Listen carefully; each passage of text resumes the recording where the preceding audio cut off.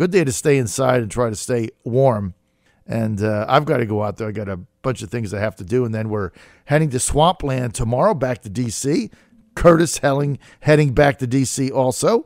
And he's with us live. Curtis Ellis is our second guest in 2018 after Eddie Uranian, who's been there from us. He was on our first show ever, January 2nd, 2012. I mean, it's hard to imagine. And joining us now is Curtis Ellis. He's a senior policy advisor with America First Policies. That is the number one sanctioned Donald Trump for president political action committee. Curtis, a former Department of Labor executive, and he also served on the transition team and was part of the Donald Trump for president campaign in 2015 and 16, and one of the early backers of Trump, along with me and the former executive director of the American Jobs Alliance, of now which I am. Curtis Ellis, Happy New Year. Good to have you, man, to ring in the new year. Yes. Happy New Year. Nice to be here, John. I followed your lead and followed your memo like yourself and every other guest on your show this morning. We're all wearing baby New Year diapers. Yes, baby New Year diapers, right? We need those. And can you believe we've been here? This is our 7th year anniversary. It's hard to believe. It kind of took us by surprise. We started right here on this little studio, January 2nd, 2012. So this is year number 7. Oh, my gosh. In dog years, that's 1 year. I know. And it's 1 year dog years. And that's great. Congratulations. Thank you. Congratulations. You're rocking it, baby. You're rocking it. It's you're a valued and valuable and important voice. You were there fighting the international slave traders when nobody else was. You were there standing up for American workers when all of the pointy-headed academics on both left and right were saying, free trade is wonderful. Don't you understand we're living in the global economy now, and whatever is cheap is great, and we should all be very happy that we're getting cheap junk from China. And what are we worried about China for? They're our friend. They're going to become democratic, and the world's going to be wonderful and peaceful. And John Fredericks was the voice of reason, standing up and saying, are you kidding me? America is going down the toilet, and you're defending the communist Chinese? Jeez, that's unbelievable. Wrong. When you go back and you look at the fights that we've had over trade and NAFTA and TPP, I remember first talking about TPP when no congressman or senator I had on even heard of it. Like, they didn't know what it was. They didn't know what it was, and I'm like, it's coming, and they're like, well, explain it to me. What is it, right? They didn't even know what the hell it was. They're too busy out raising money, asking donors, can you please? They're out there with a cup and pencils and apples trying to get money on the corner for their re-election campaign. They're not even paying attention to the biggest thing coming down the pike. And when we started towards America, like a meteor from outer space, an asteroid that's going to render the dinosaurs extinct. TPP would have rendered America extinct, and these congressmen didn't even know what it is. But, John, you educated them. You know what? Like, when we started talking about the International Slave Trade Network, like, nobody knew what that was.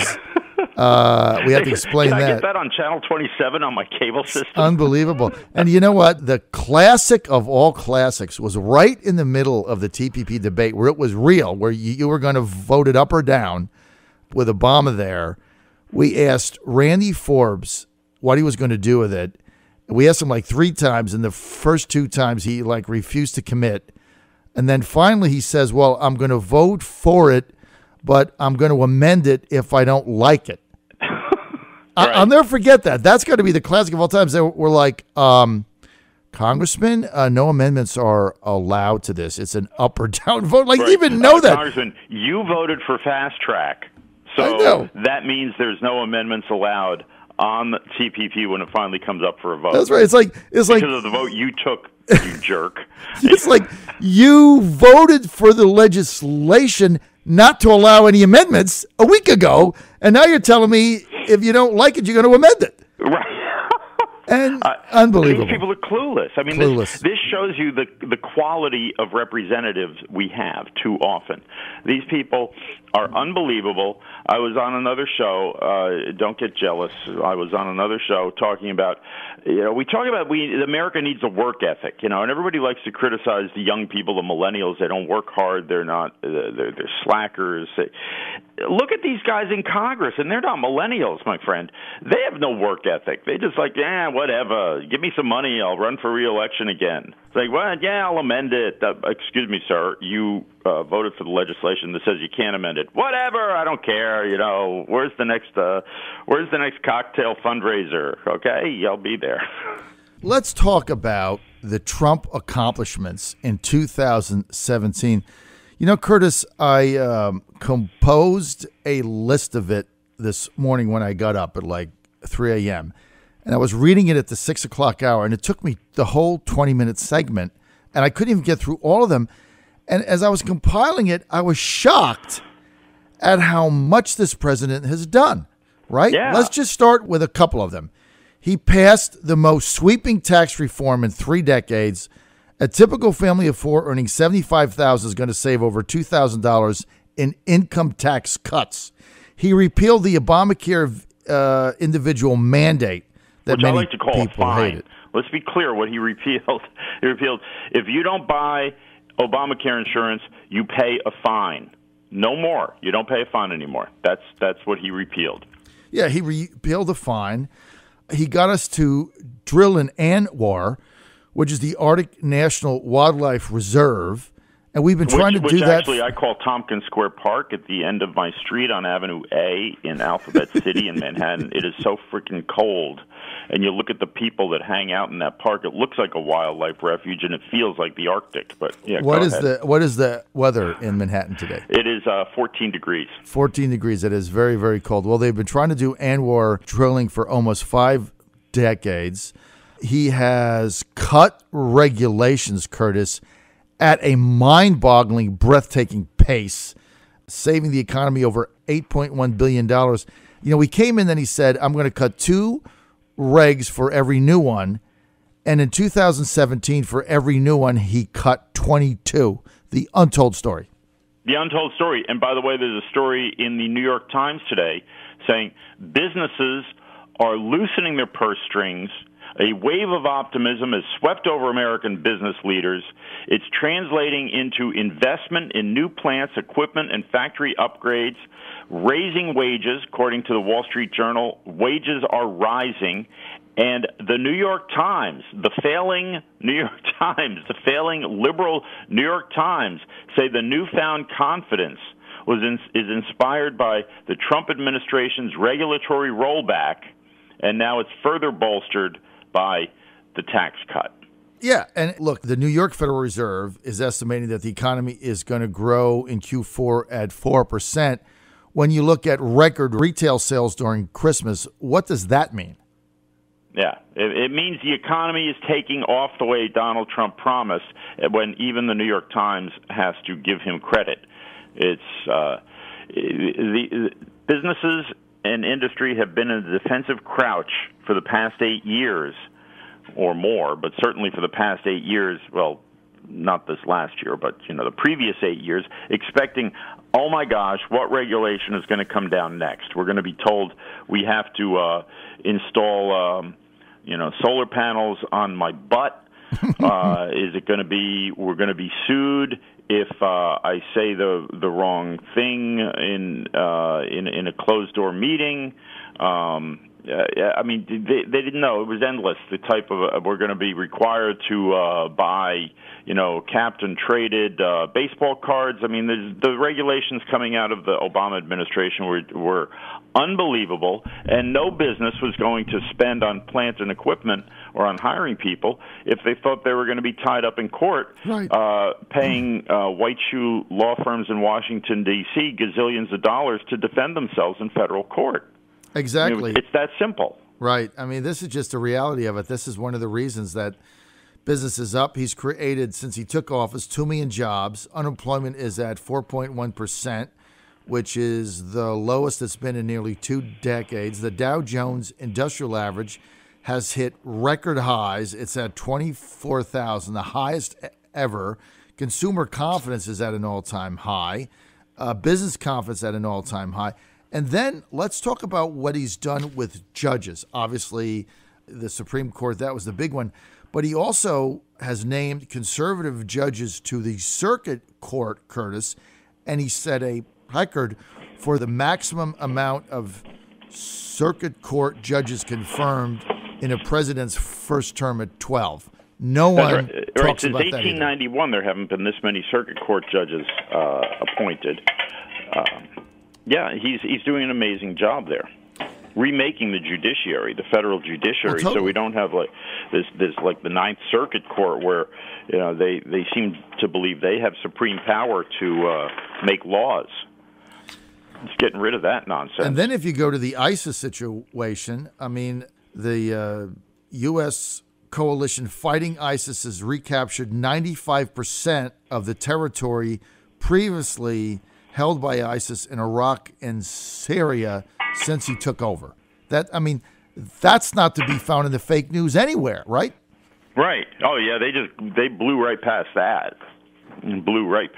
Then let's look at energy dominance. He approved the Keystone XL pipeline. He approved the Dakota Access pipelines. He's auctioning off leases for 78 million acres in the Gulf of Mexico for drilling. This is the biggest offering ever. He's ended the war in the U.S. on coal, right? Right.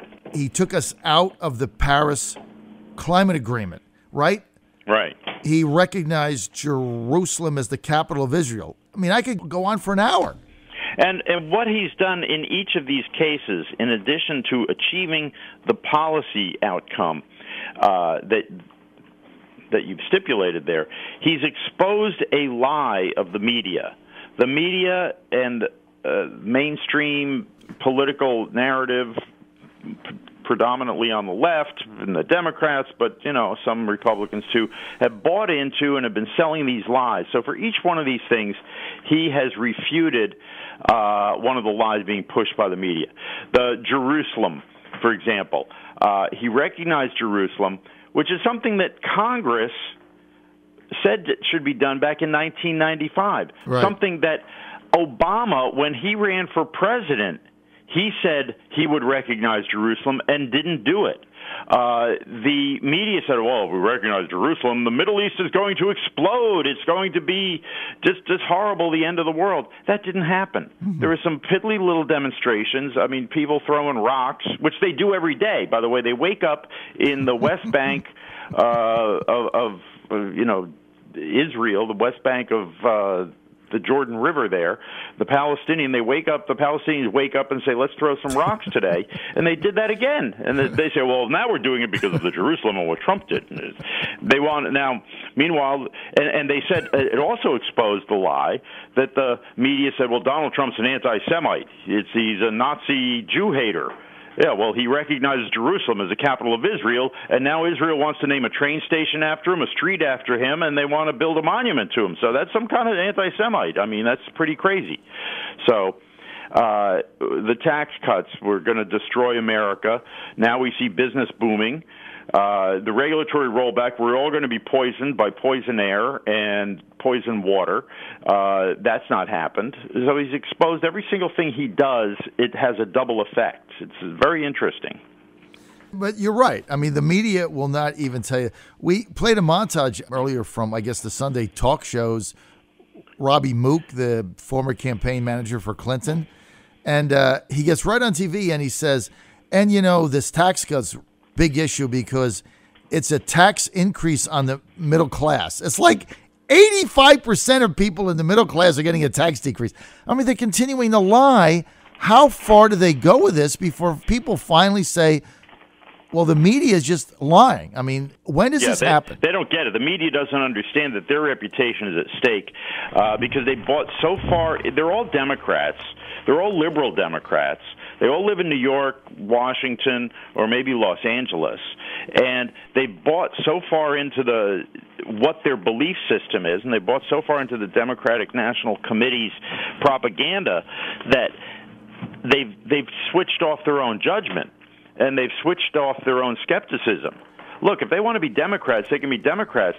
But between 9 and 5, they should have a skeptical eye and say, well, maybe the talking points I'm being fed from the DNC aren't holy writ. Maybe we should just, when we go on the air, we should present them as the Democratic National Committee says this, but others disagree. They've dispensed with all that, and they've just become the propaganda arm of the Democratic National Committee, and people can see that. It's obvious for anybody to look. They can see right through it. That is the big deal. We're on the John Fredericks Radio Network. We're with Curtis Ellis. He's a senior policy advisor of America First Policies, the only sanctioned Trump reelection political action committee. Let me be clear on that, John. Now, we're not it is by definition, if you're an independent political organization, you're not officially sanctioned. I mean, that would be, then we would have to be on the government payroll, and I would have to be working with Big Brother looking over my shoulder. So just but we support the policies that will make America great again, and we support we're affiliated with a political action committee, which does support the candidates that support the president. So that's just in case we've got any, because you have a huge audience there, John, and in case we have some creepazoid government spy who maybe works for the FBI and pretends he's not a Democrat but actually is. I don't want anybody to get in trouble here. So we're with Curtis Ellis, Senior Policy Advisor of America First Policies, the #1 PAC that supports the candidates and the issues that support the president. We support the agenda that will make America great again. Got it. Thanks for that clarification, Curtis And by the way, Ellis. I can say that America First Policies had I can say this. You weren't there, but I was, so I can say this. We had a holiday party, Christmas party, right before Christmas, and Vice President Pence came there. So I guess they like us in the White House. I was at that one. I was at that one. Yeah, I was there. Yeah.